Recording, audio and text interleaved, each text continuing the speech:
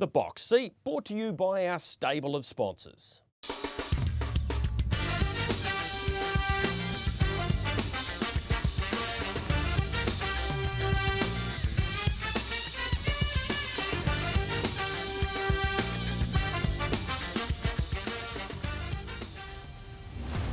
It's all about the man in the bike here, Zachary Butcher.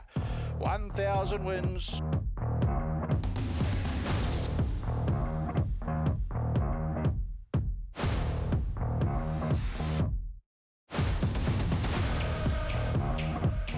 Yeah, she's a pretty cool achievement, but I've just been very lucky over the years to have such awesome people support me, and so many thanks go out to so many people. I wouldn't be able to get through it all quick enough here. Clonmel's digging deep. Three's a crowd charging home on the inside. On the outside is Clonmel. Three's a crowd. They'll knuckle down to fight it out, but Clonmel's holding. Clonmel beat Three's a crowd. A popular win here, and a very famous harness racing name continues with Zachary Butcher, and he's got his first ever career success here. Wider out Carpenter's daughter and running on. Also Winderner here at any old odds as they go towards the post. A three-way go. Whoa, Precious Rose possibly. Oh, which way? Inside, number 2, Precious Rose, in the hands of Zach Butcher. Big thrill, first Group 1, you know, it's awesome. The owners give me the opportunity to stay on the horse, and I thank them for that. Barry's been loyal, and he's given me a great opportunity. Going after it was Cheer the Lady. Oh, Baby can come through. Cheer the Lady's gone to the lead from Twist and Twirl. Oh, Baby's getting up the inside. It's Cheer the Lady in front for Zach Butcher, and Cheer the Lady won the Oaks. Cheer that Lady indeed. Beat Twist and Twirl and Oh, Baby. Here's the magical Merlin after Don't Stop Dreaming. Can go back on the inside, and then Old Town Road. Merlin goes to Don't Stop Dreaming. Merlin, Don't Stop Dreaming really digs in, but the magic of Merlin, he's got the race by grins. You've seen a new New Zealand record. 2:35.1, a new New Zealand record, a stunning win from a superstar. Jack the Builder, here's a milestone victory, young Zachary, just 100 away from the 1,000 club. He gets to 900, comfortable win, 2IC second now. Duchess Meggs, it zooms around the outside to take the lead off stablemate Ultimate Racy Guild.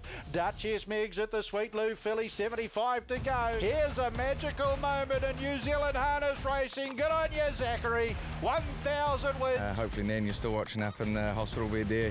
I know you would have been enjoying that, and I know you probably can't have visitors much after 9, so to get that before curfew was pretty cool, Nan. So that was for you, and that's what we're all in the game for. So a great way to start the show, Michael Guerin, as I bring you in. Zachary Butcher, one of the real characters of our sport, joining the elite club, the 1,000 Win Club, joining his dad, a father-son combination, a rarity in harness racing. Yeah, hi Greg, big hi to everybody watching around Australasia. Very popular guy, Zach Butcher. Amazing start to his career. He was a 16-year-old boy at the beach. His dad rang him and said, we don't have enough drivers at Tahira Nikau today. You don't have a licence, but they're going to give you an emergency licence. So he went there and drove in 2 races when he was actually unlicensed, then had to wait 6 months to get his actual licence, Greg, to start driving pretty quickly. We all knew the guy who was the star of the kids' kart was going to be a star on the big stage, and that's where he excels best. I know it was a big stage night on Friday, and he wasn't a winner after those big races. Ironically, Dad was, David on Cyclone Geordie. But he had his biggest career success just a few weeks ago with the race by Grins, and I spoke to him at depth yesterday for the Herald and for Harness Racing New Zealand, and he said, I think Merlin is the horse that can take me to the 2 races I want to win more than anything else. The New Zealand Cup and the Miracle Mile. I think he's right, Greg, and it'll be fascinating to see how his career continues, because if he just parked himself in the sulky for 20 or 30 years, God willing, I think he'd end up in the 3,000 Win Club. But he said to me yesterday, that's not where I see myself. I think driving is a young man's game, and it's getting more that way, with no disrespect to some of the fantastic older drivers we had. But he said, one day I want to train. So he has many options in his career, Greg, but I think at the moment, in an era where Blair Orange is clearly our best driver, and we have a lot of great older drivers, Zach Butcher would be on my top 5 list, Gregory, for people I would want driving a horse for a huge bet, or if I owned it myself. He would be on that list every day of the week, And at the moment, the way he's driving, he wouldn't be too far from the top of it. No, he's driven in nearly 7,000 races, 21 Group 1s in New Zealand, and plenty more ahead, I'm sure of that. What can you look forward to on your box seat? Our rundown looks like this. We'll have a look at the New Zealand Messenger. Wow. Back-to-back Group 1s for Mark Shard, and more importantly for a driver going places. Then we'll have a look at Just Believe. The streak continues for him. We get out to Stonewall Stud. We've promised this for you for a while, or to you for a while. We do get a chance to head there and show you what wonderful facilities they have.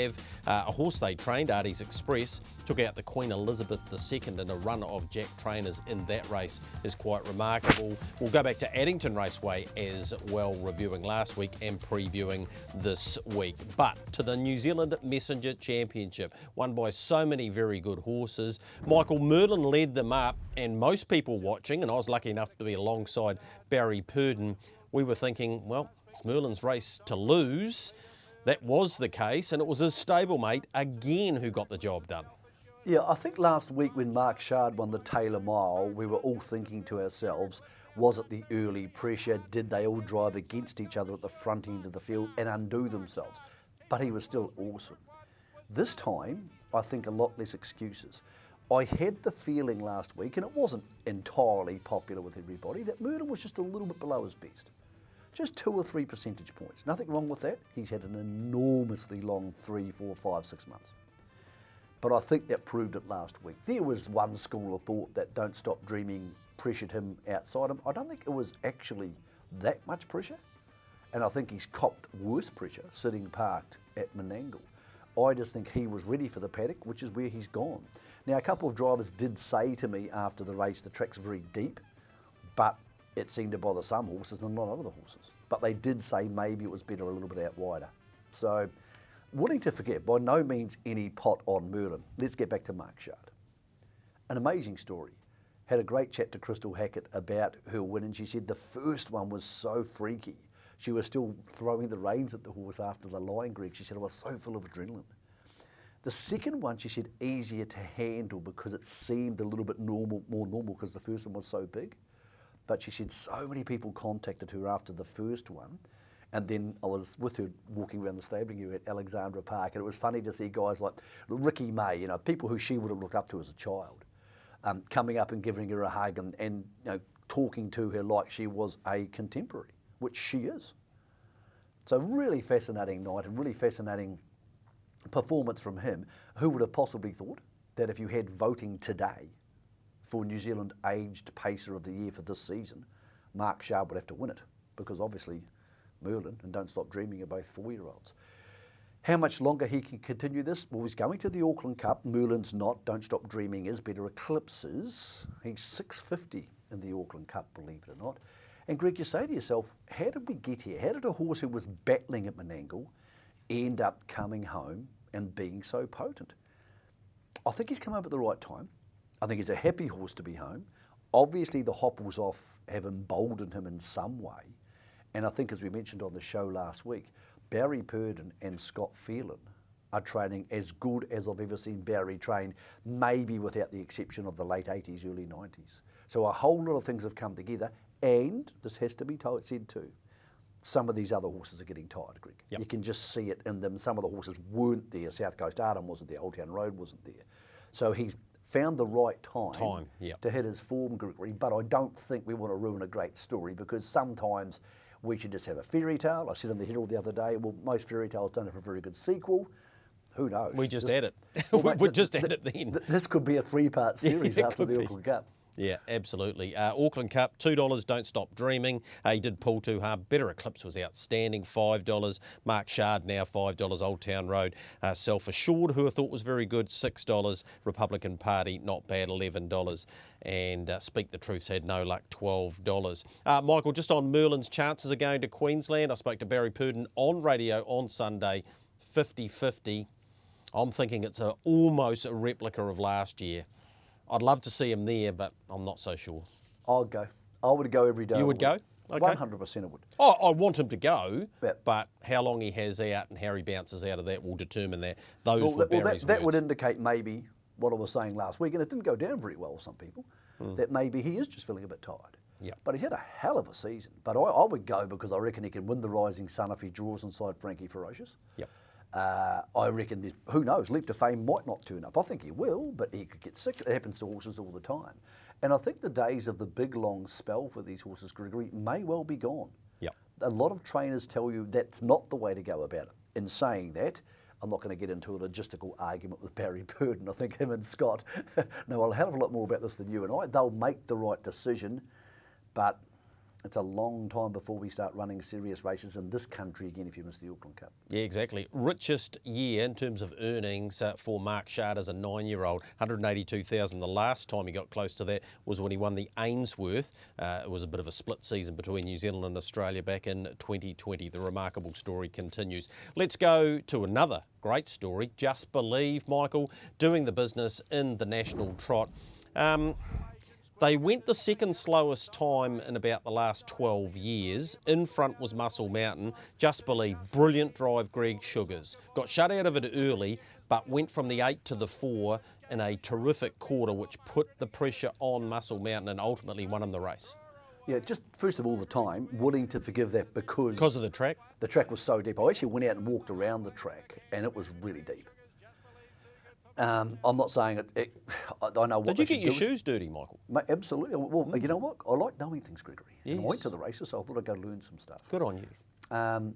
Great drive by Greg. He said to me afterwards when he was washing down Just Believe, he said, I don't think he would have had that very often, talking about that pressure between the 8 and the 4, which he probably wouldn't have, apart from when he raced Sunday Sun.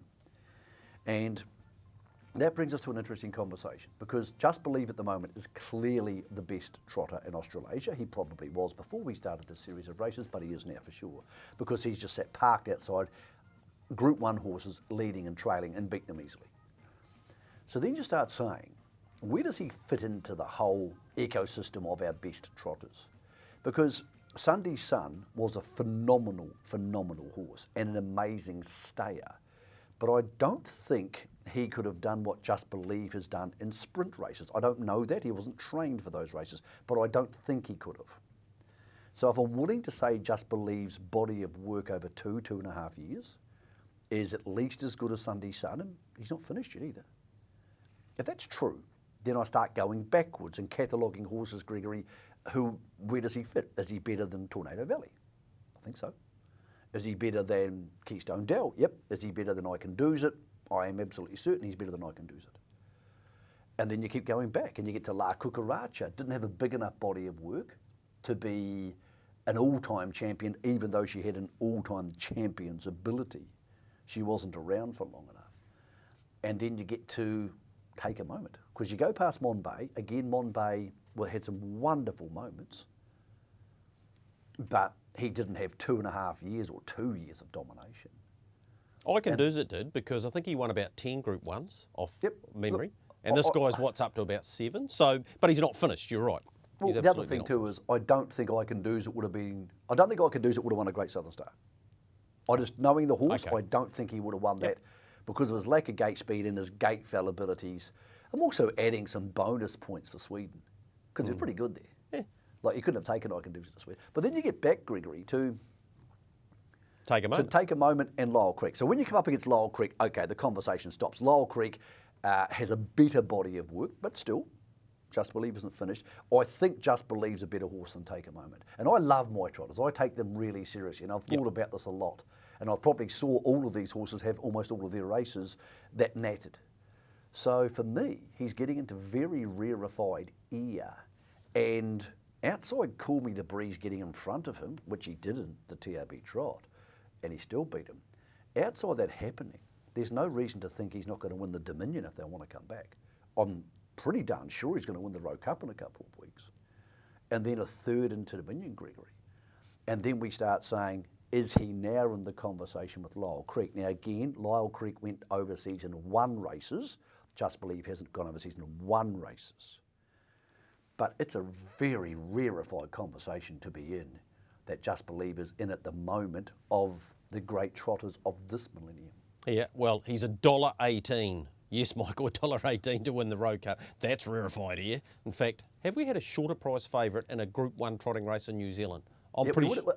Remember a couple of years ago, no, longer than that, God, I'm getting old, about 10 years ago, I think one under Kenny, or one over Kenny, one of the Kennys. She went pay around $1.20 like though? $1.20 or something like that. And don't get me wrong, that won't be his final odds. No. They'll bounce him back But out.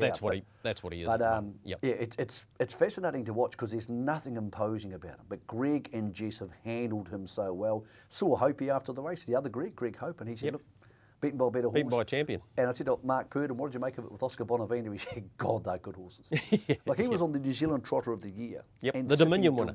Directly behind them. And got Couldn't go gassed. with them. Yep.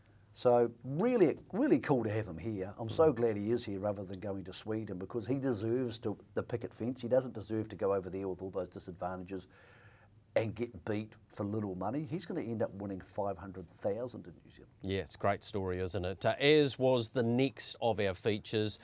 Here is Cyclone Geordie getting the job done in front. I know how much this meant to so many people, including you, Michael. The Frank Cooney story's a long one, but it's worth telling again. Great story. First of all, to Tate Hopkins, congratulations on your first one, to you and your wife, Tiffany. Not an easy thing to do. Saw Tate with his young daughter after the race and he said, yes, it matters winning a Group 1, but it matters in those colours. And those colours, of course, the Frank Cooney colours. When I first got to Auckland about 1990, Greg, Frank was one of those guys you looked up to. You know, always conducted himself well, very light hands in the sulk. He could get them to leave the gate. Had some enormous success, but always had a good horse. And he was just a bloody good bloke. And then we didn't see him in racing for a long time because on this exact track, he had a terrible accident in 2012 and he was in an induced coma and we weren't sure how he would recover. Frank went back to driving at the workouts and he said he knew after driving at the workouts that he shouldn't be there anymore. And then after that head injury, and anybody who's had a head injury knows it can slow you up for a short time or a very long time. Frank also suffered a stroke. Now, he's good. He's at the races. He's going down on an annoying Tate in the mornings. And he's absolutely sharp enough to go to Karaka and outsmart all of us and buy a Group 1 horse for 70k, including in it some really good people like Kyle and Heath Mills, Mark Lyon, Ant Strawn, Gareth Dixon's involved in this horse. But this is Frank and Anne's story, Greg, because sometimes you lose track of people who have those injuries and you don't hear about them again. But to see Frank there in that Group 1 winner's circle with the horse he chose, every single person watching the show had the chance to buy that horse. But Frank got it. He got under our necks, got it done, and he was loving every moment of it. We had a good chat. It was very cool. I can't think of a more heartwarming time, Greg, in the time I've been in harness racing, as in a bunch of stories. This story, the Crystal Hackett story. Dean Shannon, who's been a huge benefactor to New Zealand racing, actually getting the $1 million number 1 race, and Just Believe. It's a pretty cool time. It's been an amazing time to be involved. And around all of that, Ricky May, who had a similar story to Frank's, came back and won his first feature race at Alexandra Park. Well, let's have a look at that, Michael. Let's do it. Yeah, let's absolutely look at that. Here is Empire City for one of the great trainers of trotters, of course, in Phil Williamson. Got to the markers, which was the key. Absolutely not convinced, Michael, that she's handling the Auckland way around, but she's doing it in great style, and she was brilliant. She's won half her starts now, and yeah, she just keeps on winning. Lovely, big, strong horse. Second horse is a pretty nice horse. Tony Hurley's horse, just a very efficient horse.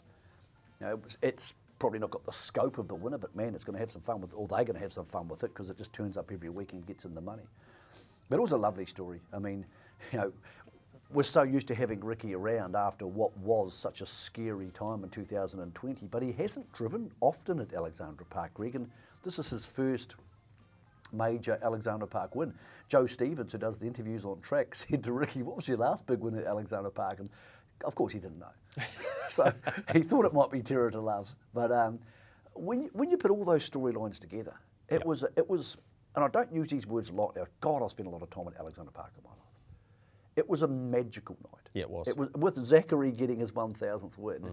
It was a truly magical night. So it was really cool to be part of, and let's see if we can keep telling these stories and telling them well. 6 from 9 now, Empire City. Second favourite in the Derby coming up next week, 340, 240 Paramount Kiwi. Tyron Eros at $5, and In a Single Moment, who was excellent there, $6.50. It'd be a cracking Derby next week. Just back to that Young Guns final. You're the one that I want, outstanding, the filly in second as well. Here's another filly, Duchess Megxit, winning the Sire Stakes. This was obviously Zachary's win number 1,000 domestically. I spoke to Crandell Getty about the favourite here, Michael, and she was found to be in season post-race, so I'm prepared to forgive her this, but she's got a big margin to turn around here next week, hasn't she? Look, absolutely willing to forgive, because she doesn't need to prove to us how good she is, but they don't often go that bad for any reason and then come out and win a Group 1 next week. They just don't do that very often, particularly when the winner has gone as good as that. There is... Oh, it's hard to take Zachary seriously sometimes. The winner just went super. I've always had the feeling, Greg, that maybe she was the flat-out most talented horse, but by no means am I putting down Cran and Chrissy's horse. Yes. I just think it's going to be really interesting to see how the two of them develop. But, yeah, confidence is a pretty big deal, and so is momentum in racing, Gregory, and momentum and confidence with Duchess Megxit. And again, I don't mean to keep bringing this up, but I seem to be bringing it up every week. Every week at the moment, Barry and Scotty seem to win a feature race. I reckon if you went back over the last 8 weeks, Race by Grins, Cambridge Flying Mile, the Free for All on Miracle Mile Night, all those races, Derby, Northern Derby, they have won a truckload of feature races in 2024, and they have another chance this week with Cold Chisel drawing Barrier 2 and the $160,000 Garrard Sire Stakes. Yeah, I know. Duchess Megxit's $1.50 now to win the Sires next week. All You Need Is Me, $2.70. Queen of Swords at $4.80. And that's about where the market sits at the moment. About to take our first break on your box seat. Yes, this is brought to you by our stable of sponsors. We had a rare thing happen at Alexandra Park. Yes, another one on Friday night. A dead heat. Bobby Boy and Mantra. Nothing in it between these two as they went to the line. Joshua Dickey, Morris McHenry, they could not be split. Down the outside, back on the inside, Gladys Greenland. Here's Bobby Boy looking to get to Mantra. Mantra, Bobby Boy, Mantra in front. Bobby Boy to lunge. Oh, very tight. I want to say Mantra, but Bobby Boy's put in a big stride right on the post.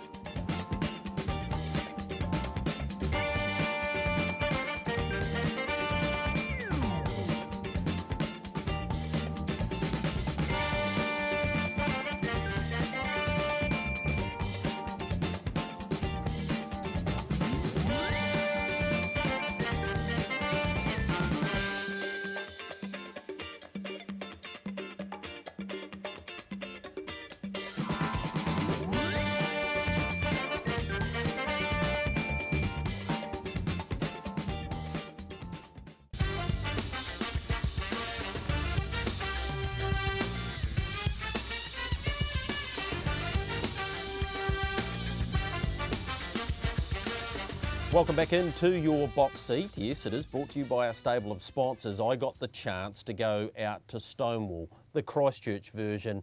As promised, we caught up with Amanda Telfer and had a look around their latest project. Mandy, we're out on the straight track. I suppose it was a bit of an educational period there because you wouldn't have done a lot of work with straight tracks. Yeah, no, we didn't. We were very lucky to have Tim and Johnny both here. And just with Steve hasn't got one either, but it was just a bit of working it out. But I think we've got it quite right at the moment. Yeah, a bit of trial and error. It is, yeah, just trial and error, see what works for what horses, and yeah, at the moment it seems to be working well. We're here on Monday, leading into the Hydroflow Country Cups final on Friday, and we've just watched Alta Meteor go through 5 heats. Tell me about those and what Johnny was working in today, how he worked down. Yeah, so today he just went to the straight track because obviously he raced last Sunday week ago. So he's on a bit of a different program to Beach. So he just went 15, 12, 8, 5 and 1 today, and he'll have a run up on Wednesday now. We see We saw how fast he was going because the drone couldn't keep up with him at one stage. Yeah, apparently the drone couldn't keep up, so yeah. He looks to be in a pretty good space though. He's in a very good space at the moment. Yeah, Johnny handles him well, and by all accounts Johnny's driving him, so yeah, it works out good. All right, we saw evidence of the different programs because out having a run around your main track here. Tell me about how big that is and how long did it take you to sort of work things out, because looking at it, if Addington ever closes down, we might just come out here and race. Yeah, it's probably wide enough to hold a race meeting, except for it's actually measured from about 9 metres to the outside. So all the fast work's done around the outside, all the jog work on the inside. I think it's just over 1,000, and yeah, so he's worked about 3:12 today with a 1 minute half. Yeah. So, all right. Yeah, So had a pretty good run. So Older Meteor will work 1.5 miles on Wednesday. What will he do? He'll go about 3:17. Yeah. Yeah. Okay. Yeah. Yeah. And the other bloke will just have a canter. So. Yeah. Completely different lead-ins, but yeah, it's different horses. So, yeah, absolutely. We also saw one of your 2-year-old fillies out there that's going to the Bionic Chance. Caught the eye. So what would she have done today? Yeah, she worked 1.5 miles in 3:18 today, and she won't go any faster. That will be her last run, and she'll just have an easy time on Wednesday. Stella Rogue is the other way around, so she trolled last week, so she'll have her run on Wednesday. Yeah. All right, it's beautiful out here, it's peaceful. How grateful are you that you're here now? Because I know Dancing on Moonlight's a beautiful property as well, and you were very lucky to be there too, but it must be hugely satisfying to be here now and to know that things are getting pretty close to a finished state. Yeah, nothing's ever finished with Steve, so there's still a lot of work to go, but everything's working well, what we've got, and yeah, just a few more additions hopefully, and then we'll have the perfect property. Right, you've got about 100 acres here. Shortly we'll go inside and have a look at the barn, and you can talk me through the idea behind it. Appears to me, having been to your northern venue a few times, it's basically a replica, maybe even an improved model. Yeah, I think they were trying to work out how they could get a straight track in Auckland, but I don't know if they can or they can't. But yeah, look, it's nearly virtually the same barn as what we've got in Auckland. Obviously some modifications because we had another barn in Auckland, so it had all the lab rooms and feed rooms and that in it. So this one we had to put them in. Yeah, we've put them in, and yeah, no, it works well. It's just a great barn, great working space really.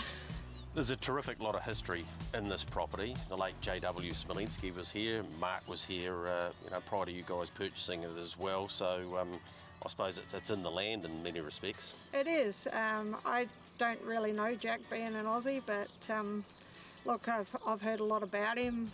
There's actually one of his horses and him driving it, you know, one of the glasses in my room, one of the sliding doors, so in my house. So yeah, no, it's really good. It's we kept a little bit of Jack's stabling area sort of yeah, what will happen with that, the old barn?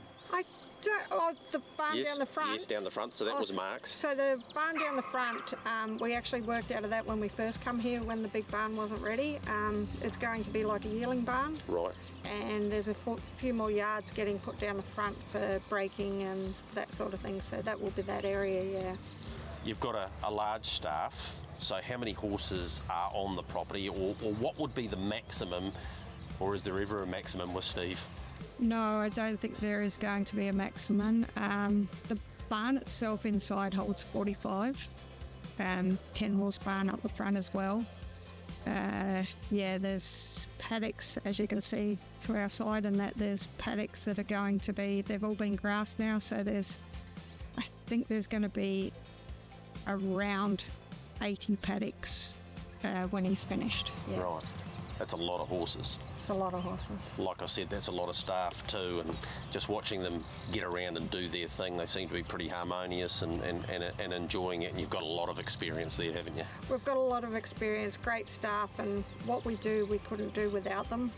There's there's just so many good people, and you can't name them all, but it's just, if I haven't got that staff behind us, we can't go to the races at Southland, we can't go wherever we want. But at the moment we've got a good staff and handle it well. So Mandy, part of the facilities, of course, is the 10-horse walker, which looks pretty state-of-the-art.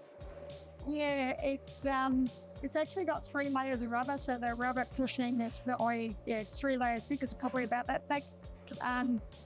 It's quite cushioned and nice for them to walk on. Yeah, they all go on after their fast work, and in the afternoon, if they've been in the boxes, they'll come out and go on it again. How long would they go in the afternoon? How long would they go in the walk? So they go in the walker for about half hour in the afternoons, just to get them out or stretch them if they've been in the boxes. If it's a crappy day or whatever, you can leave them in and you don't have to put them out in the paddocks. It's all under cover, and they just works well. Do they enjoy it? Do you I do like it, yeah. Yeah, you get some that if you walk to the gate, they'll stop. Yeah. And they think it's their turn to come off, and very disappointed when you don't open it. But they all seem to like it and get on well with it. So yeah, it's good. Mandy, I'm looking at the amount of steel in this place, and I'm thinking it might have cost them $1 or $2. Yeah, I think about it. Yeah. There's pretty big beams in this barn. Yeah, there is. So 45 horses. Tell me about how it operates. So when the horses come in, and I hear the bird squawker, keeping the birds away. I can't see any birds anywhere either. Works pretty well. So who's in charge of where they go and all that sort of stuff? We sort of just we've got a board that has a stable situation, and we just work out where the filling in cobbles and what needs to go. There's 12 truss ties at the front of the barn, so the 12 truss ties we gear up and they go straight on the track. They just carts on and behind it, and yeah, it actually works well. There's a wash bay to the side. It's got 4 fly-ups. That there's plenty of room. Yeah. It's not a small wash bay, and then all around the walls on the other side, there's all the here, so we don't have to go and use more. No, right. It's just right there and ready to go. And who's in charge of the work list? Is that you all go in life? Is that what you do? Yeah, so I'll do a work list every day, and then I'll confer with Glenys as to how I want it to run. Yep. And then she just organises it and everything gets done that way. So that's Glenys Schmiel, ex-Buchanan. There's actually Schmiels all over the place here. It's a bit like an invasion of them. I think there's 2 here at the moment. Brother Schmiel, I think he is. So we've got Jerry, Egon, Hope, and Glenn. Hope the swimmer. Yes. Yes. Yes. She's here before she goes. Should she go to the States? Yes, because she's going over for a scholarship, but she usually does her swimming in the morning, and then comes here, then goes back and does swimming again in the afternoon. So yeah, she's pretty cool on day she's got, but yeah, no, she's a big help. So the total number of staff, and I see one of the legends of thoroughbred racing, Gus Clutterbuck there. So I know he mucks down the boxes, but he'd help out in other ways too, I reckon. Yeah, he is. He started working for us over at Dancing on Moonlight, and it was never the intention of coming over here, but I just sort of kept poking there and twisting his arm, and I actually got him to come over. So he gets here about 4:45 in the morning, and he'll leave about 12 to go home. And yeah, he's just a big help. He notices things that some people wouldn't. So yeah, no, it's really good. Mandy, do you sit down, and I know it's only in its infancy, but is brother Steve and Steve Stockman and Jill, do you sit down and set a goal for the year, or does it not really work like that? Look, they've sort of set a fairly big goal for this year. The bar's high. Very high. At the moment, I think we're on target. I don't know how that's going to work because a lot of mine have gone out, so it might be the North Island's turn to step up and lift the bar. But yeah, look, there is a bar being put this year. Steve usually actually sets one every year. Right. Just, I suppose in anticipation of it, and most of the years we get there. Yeah. So yeah, but it's a pretty steep one this year, so we'll see how we go. Does that include another premiership? I would say so if it's the numbers that they're talking about, but Johnny's got a lot of horses like RJ and Jenna, and they've got a lot of horses in, and we probably haven't got the numbers to keep up at the moment, but towards the end of the year we'll have the big numbers back again. We're marching to our own beat, baby.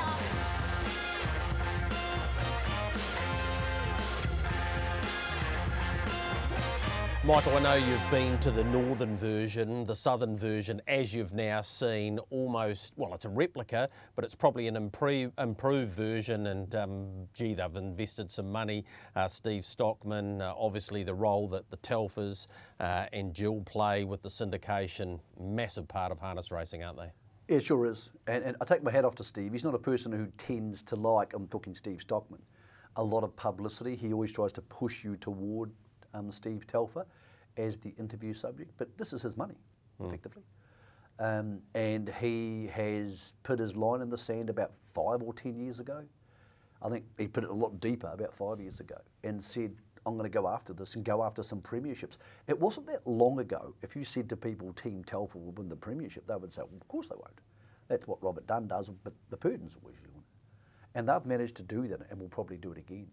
But they also win consistently big races. They win a lot of good races, and they're only getting started. So Steve has an enormous amount to be proud of. Then you talk about people. They've had to get good people around them. Obviously Steve and Amanda, Jill does a great job up here, but with Tim and so many of the staff, Johnny Cox down, there's so many people, Greg, who have to be part of a culture and have to buy into it because you know, they're training for the same recipe, more or less. I think it's been a really impressive transformation. And like so many things in life, Greg, you very quickly get used to it. Yep. But if you dial back 5 years and then show people that video, they would think, what are you talking about? Yeah, exactly. I don't understand. So there's lots to not understand, and that's great. I love the fact that there's new money, new investment, and new ideas. And they're also very respectful. You heard Amanda say there that Robert and Jenna and Johnny have got a lot of horses and they lead the premiership at the moment, 66 to 62. So it's going to be a good battle towards the back end of the season, but they have some real arsenal horses like Ahoka Connor. Obviously this week they've got Beach Flyby, who's only off the 10 metres, Alta Meteor. We'll talk about that race later in the show, off the 30 metres, and some of their 2-year-olds coming through are quite exceptional too. Also, Greg, I think there's more easy kills in the North Island. Let's not forget the new season for harness racing starts on August the 1st, even though the new season for harness racing doesn't start on August the 1st. Yep. The new calendar starts. And there's going to be a lot more races at Alexandra Park, and our races don't have the numerical depth, so therefore the percentage winning and losing chances of races in the South Island. And there's also Manawatu. And Steve Telfer hasn't been scared to go to Manawatu. And if they really decide to chase this, they might train 20 winners there. So I'm not saying it's easy for them because there's still a lot of travelling, and sometimes in the north there's 4 or 5 good horses in the same race.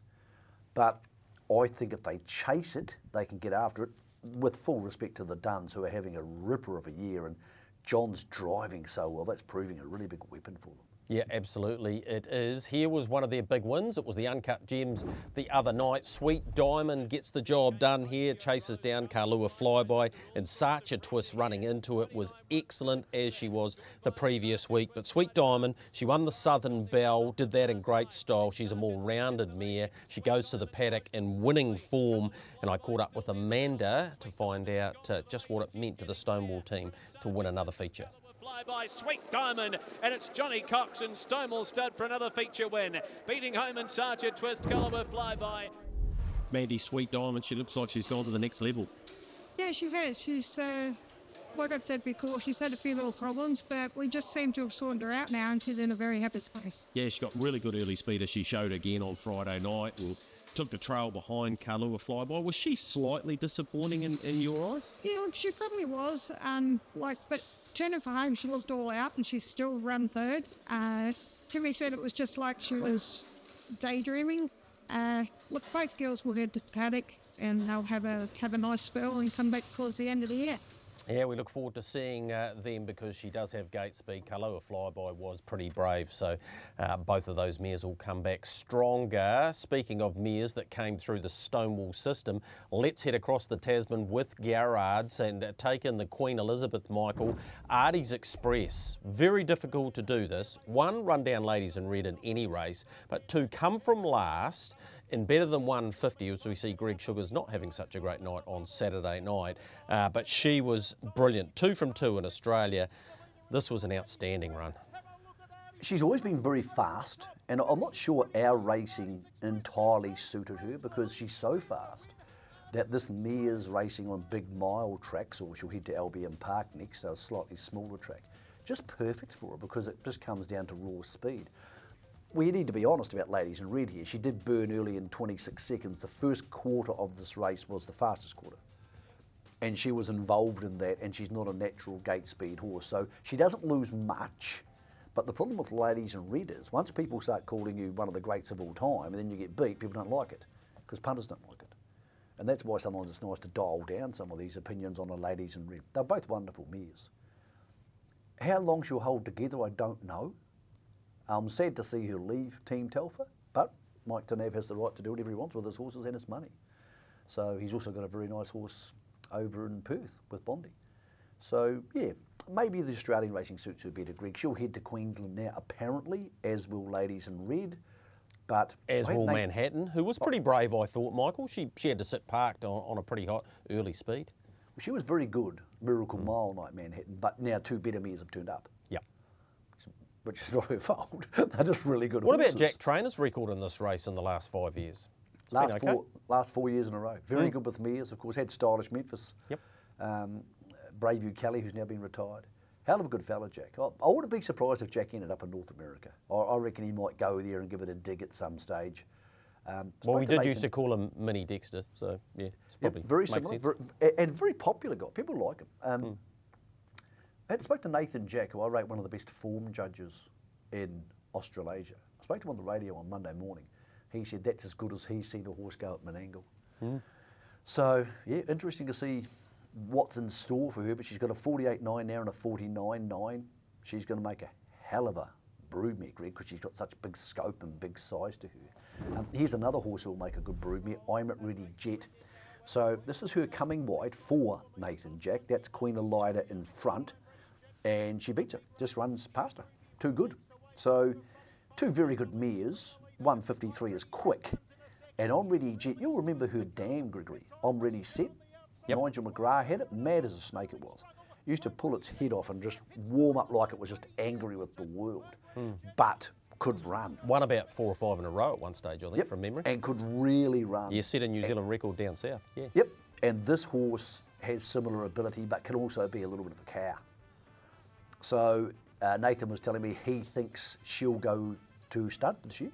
So she'll go to stud September, October. Job done. The 153 next to her name really helps. Queen Elida, it's going to be interesting for her, Greg, to see whether they want to come back to the Rowe Cup, because in your mind, you're thinking, well, can you really win it? Probably not. And can you even run second? I don't know. So, but again, she might have the possibility that she could come home and eventually go to starter too, but I haven't spoken to Tony Barron about that, but I'm not sure, Greg, I'll be chucking any horse on the plane to be coming back here to take on Just Believe and Muscle Mountain at the moment. No, I totally agree with that. Let's leave Australia there. We're going to our next break, and on our way there, it is Garrard Sires Stakes final time. Here is Stunnin' Cullen beating Highview Tommy. Sleepy Trip finished 9th in this race. Tinted in America dashes up the inside and gets second. It was a deep, deep race, but Stunnin' Cullen, a brilliant winner as we go to our break. Stunnin' Cullen's won it. A great drive by Anthony Butt. Stunnin' Cullen from Tintin in America and Highview Tommy.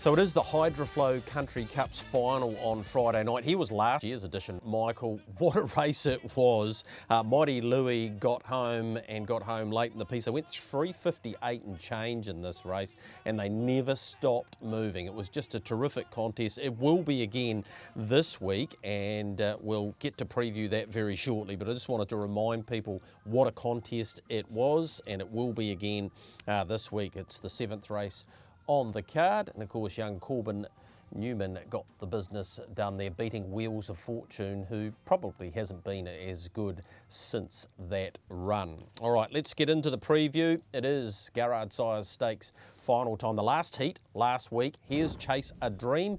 Nathan Purdon will tell us what he thought post-race. Of course, they had We Walk by Faith in it as well. Dreams Are Free gets up the inside, got off the gate really quickly.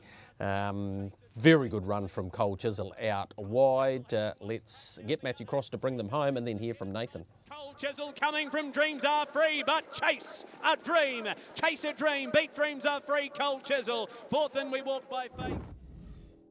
You thought he might have gone to the next level? Yeah, he's in a really good zone at the moment, and I think he's peaked for next week's run. All right. He had to sit parked and beat this field.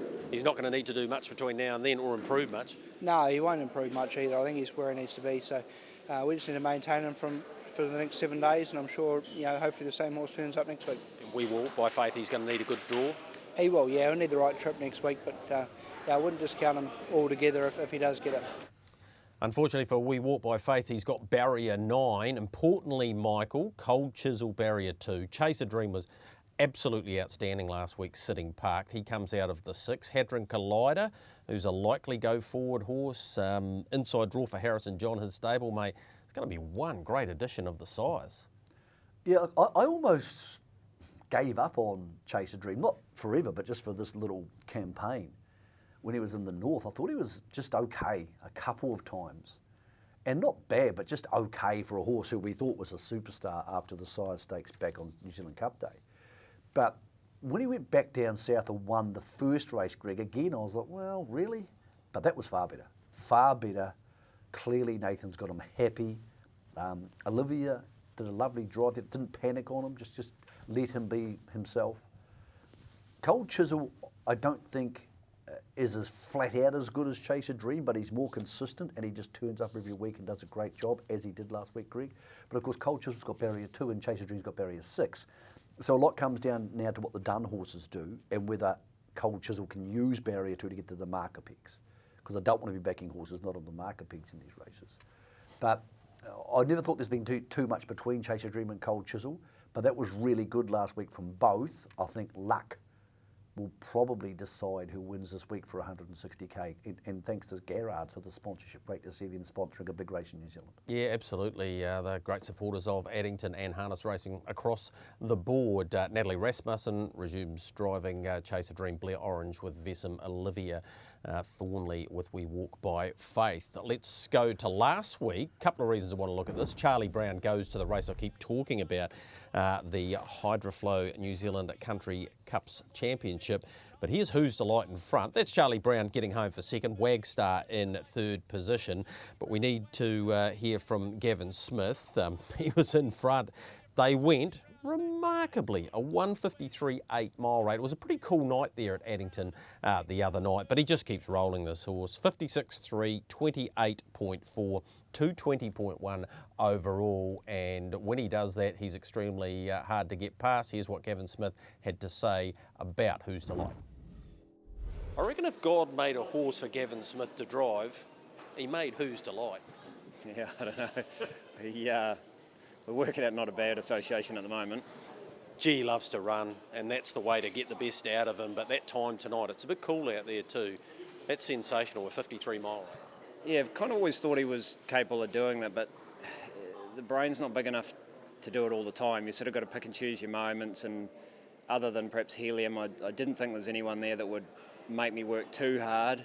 And the better ones like Wagstar, Charlie Brown, second line, I thought if we're going to do it, today's probably a good day to chance the arm, but yeah, you do that, the next time he scores up, he's a bit like, wow. And so, but he's getting way better, and to be honest, he's really tractable now, and he's still knocked off halfway down, and then when he heard the other horse lift it again at the line, but he's got his tricks, but we're ready for them now. Well, you're having a lot of fun out there. It's fun to watch too. Congratulations. Yeah, thanks, Greg. And as I walked away, Michael, he said, oh, by the way, he qualified from a stand a couple of weeks ago, so I wouldn't have thought he would have done that because he's such a hot horse, but he's a very good horse to watch, isn't he? I think a lot of horses who are really hot from the mobile actually end up okay from a stand. So I'm not saying that's good for them. Like a lot of older trainers will tell you, put them on the grass for a couple of burns are pretty good for them too. I would love to see him become a good standing start horse, because that's the sort of horse who would make a lot of those early season, and I say early season, you know what I'm saying, October, spring sort of racing, make them exciting. You know, having good horses like him, I love the horse, runs hard at the front of the field. He'd make a New Zealand Cup exciting. So, yeah, I love the horse, and I would love to see him become a good standing start horse and become a factor in some of these races, Greg, because that allows two things. It not only allows a good tempo, and therefore the best horses tend to win, but it means that, say for example Merlin or Don't Stop Dreaming, their drivers can drive them cold rather than having to do all the work themselves like Don't Stop Dreaming has in the last couple of weeks. And we've seen what that's done for Mark Shard. So yeah, I'd love to see us have a couple of those real arrogant horses in the front in some of these big races in the second half of the year, Greg. Yeah, I would too. What about this Country Cup's final? Mwanga was outstanding, of course, winning at Rangiora. Smoke on the Waters back at home was great, winning the northern section. Older Media has to come off 30. Franco Indy's a very good horse. You better just give me one, because otherwise we're going to run out of time, Michael. I like Mwanga. I think he was outstanding at Rangiora. I think Beach Flyby is not suited by going back to the 10 for a horse who likes to be in front. I don't like any horse off 30 in these races. And Franco Indy's been really good, but he hasn't been zinging at the line, Greg. He just sort of seems to be getting there. And Smoke on the Water beat inferior horses to these at Alexandra Park, but people know my views on that. I think Matt did a great job coming up to win that race with him. But Mwanga, 1 on 10 metres, is slightly tricky, admittedly, but gee, he looked in the zone at Rangiora. It's going to be a great contest, that is for sure, as will the Haras de Trotteurs Heather Williams Memorial. Here's a reminder of how Sonny's sister can go. She was quite brilliant winning this off 40 metres. Tim Williams was in the bike. She comes up with barrier 9 in this race. I don't think it'll matter, Michael. She's going to take all sorts of beating. She's got Galway Girl, who she's had the measure of a few times, and outside of that they're a nice bunch of mares, but she should be too strong. Yep, she's your multi-anchor, and I actually think barrier 9 suits her because they can relax early, just keep working forward. They don't have horses rushing up behind them or rushing up alongside of them. I think it's actually okay. It'll just mean you'll get probably, I don't know, $1.50 instead of $1.30. Yep. And I think she'll be too good. I think she's a genuine open class horse, and I don't think most of these are. Michael, the Can Print Bionic Chance has gone to a Group 2 race at $70,000. And there's some pretty smart fillies in this. I wanted to show you this filly. Gee, I like the way she covered the ground. She's a Stonewall filly. She's called Stella Rogue. She's out of Lady Gilpin, which is out of Lady Cullen. This is the Bellamonfana and Carabella family. We've talked about this a few times. Got home in 55 and change. Tim Williams kicks the plugs out, and watch her stretch after he does that. 55 and change. Barrier 3 for her. She has to take on Captain's Mistress inside second row, who's a winner. Captains have time. Brent Barclay brings this one up.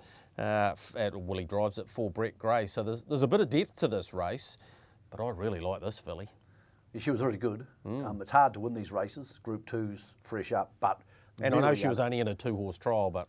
Yeah, well, when they're going that quick, it doesn't really matter if you've been in a 20-horse trial, because most of them weren't going to run past you. No. I'm not sure. I haven't seen enough data on this crop. I've seen them all, but I don't know what it means, because they've been in different types of races, Greg. And there's a long way to go for these horses. But as good as they are, and a lot of these Captain Treacherous fillies are really fast, they might be flat out being the best filly in the country after what that horse did last week in the Young Guns final. You're the one that I want. So... I think we've got a long way to go, but yeah, at the moment, I think she might be the best filly in the country with a very, very small database. Yeah, and Queen Tyrone was excellent too, fresh up, so that's going to be a terrific contest, as was this race. Bet and Win. We both think a lot of this horse winning the new NZB Standardbred Uncut Gems Trotters Classic in front. Really good time, 3:15.3, trained by the Whites. And Stacey was kind enough to talk to us post-race. That's Galway Gal in second, Mighty Logan in third, Two Tangata getting home, has a late break, but Bet and Win, just simply too good again. Wins the NZB Standardbred Uncut Gems with a leg in the air. Well, that was pretty exciting. Wow, Greg, I literally have no words, just very proud of the horse, very proud of Bob's drive. Yeah, speechless. He's gone to the next level. We thought that may have been the case after his first start back, but the time he's run tonight, 3:15, he's done all the work himself. Where's his ceiling? I don't know. We're trying to keep very grounded with him. Trotters, you've just got to take it step by step. we went in tonight hoping he'd just trot all the way, finish the race off. Probably didn't expect him to go as well as he did, but yeah, just blown us away. But we are just trying to keep grounded and just enjoy every moment of it. There's a big group of owners here, and when he was let slide, in that 28-second second last quarter, only good horses can do that, you could hear the momentum building from the crowd. There was a lot of clapping. I was just saying to you before, I haven't even watched the replay yet, so I'm very excited to go back and watch that, but he just looked like he did it pretty easily. He did have a good blow after, so I'm sure he'll take some improvement from it still, but obviously running those times, not surprising that he had a bit of a blow. Does this therefore mean the Great Square and the trip to Brisbane's right on the radar? Yes, well, it has been all along, provided everything fell into place, and at this stage everything's falling into place. The horse is doing everything right. We've just got to keep him in this zone for as long as we can, and hopefully it's just a shame the race isn't, in a couple of weeks rather than in July. So yeah, hopefully we can keep him ticking along the way he is, and we'll be there for sure. And there is a race for him in a week's time, Michael, a mobile, which they want to spin him around in behind. He's into $2.50 for the Great Square, so he's going to add some interest in July, isn't he? He is. I think if you put him with that time, 3:15, in the National Trot last week, and put him 3 back on the fence, so say you put him behind Oscar Bonavina, I think he runs top 4 or 5. Yep. I said 2 weeks ago, I think he's in the top 10 trotters potentially in the country by the end of the year. He might be there now, yep, because it's quite a big gap. I'm not being horrible to a Love in the Port because he's won a Rowe Cup, but I do think this horse is at least the talent of anything behind the big 3, Just Believe, Muscle Mountain and Oscar Bonavina. I think he's about as good as the rest of them. I think Sunday's Sister will be eventually too, Greg, so that's good because we're getting our asses kicked at the moment, so yep, we do need some reserves. Yep, we certainly do. Another Wednesday night meeting, if you want to know where to go harness racing this week for Addington, 7 races, 3 minutes past 5. Cambridge race on Thursday, 5:19, 9 races there. Addington's big meeting, we've just touched on, 10 races, 10 past 5.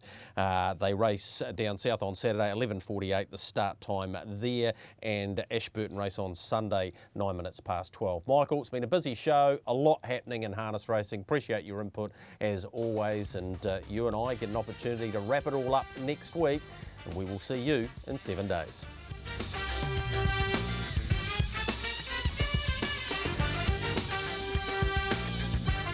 The Box Seat, brought to you by our stable of sponsors.